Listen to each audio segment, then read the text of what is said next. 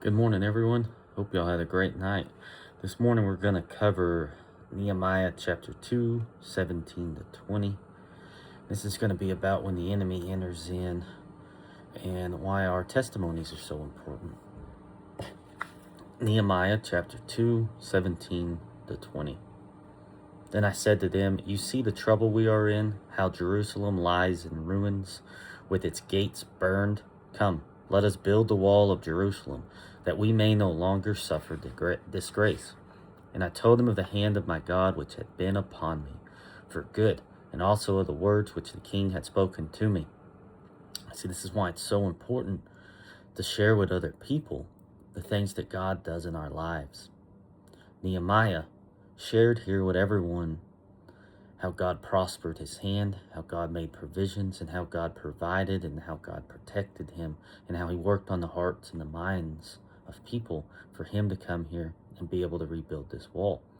And I told him of the hands which had been upon me for good, and also of the words which the king had spoken to me. And they said, "Let us rise up and build." So they strengthened their hands for good work. Let us rise up and build. See, those anointed words, those anointed witnesses, the prospect of God moving in their lives, just as he has in Nehemiah's life, motivated and stirred them up to be about their Father's business, to be about good work.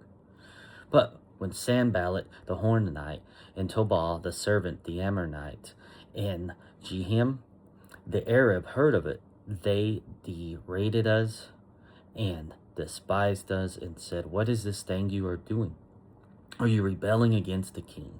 Then I replied to them, "The God of heaven will make us prosper, and we, his servants, will rise up and build. But you have no portion or right or memorial in Jerusalem." You see right there how the enemy used these three men to accuse Nehemiah and the priest and the Jewish people, accused them in an attempt to stop them from doing the good works. This accusatory statements, these accusatory actions, that's work of the enemy. He's been doing it since the beginning of time. Since before time, he's been doing it. Let's look at Revelations 12, 10 to 11.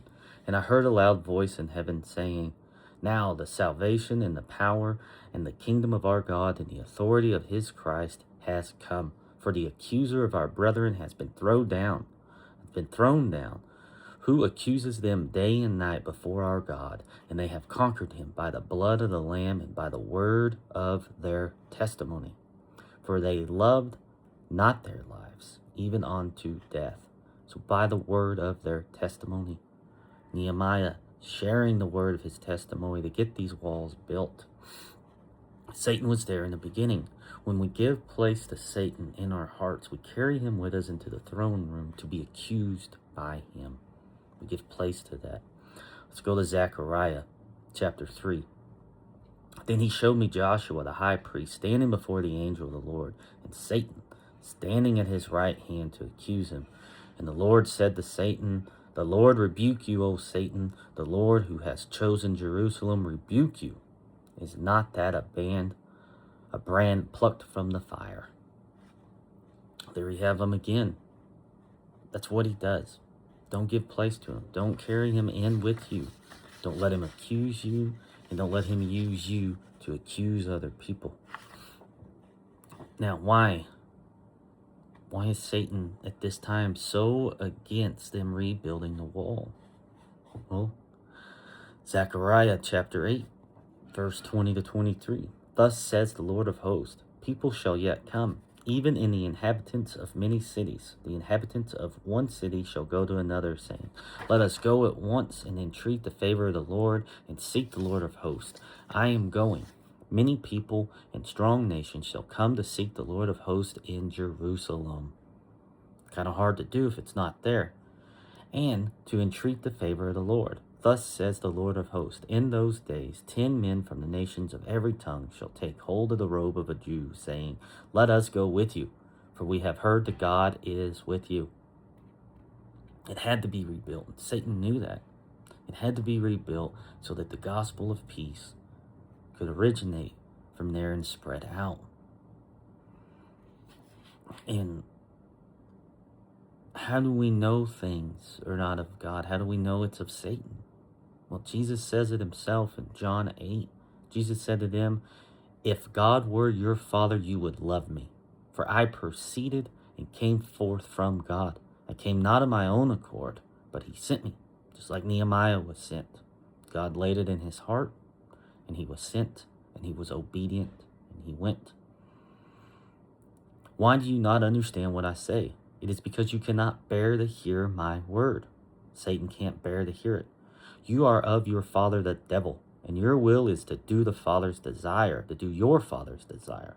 He was a murderer from the beginning and has nothing to do with the truth, because there is no truth in him. When he lies, he speaks according to his own nature, for he is a liar and the father of lies. But because I tell the truth, you do not believe me. Which of you convicts me of sin? If I tell the truth, why do you not believe me? He who is of God hears the words of God. The reason why you do not hear them is that you are not of God. We have to have the Spirit. We have to have Jesus. We have to have these things abiding in us, and we have to have ears that hear, a mind that receives, and an open heart for which it can be planted in. We have to have a soil, a fertile soil for the Word, because faith comes by hearing. I love y'all, and may God bless your days and your goings and your comings. May he keep you safe, prosper you, and guard you in all ways. Love y'all.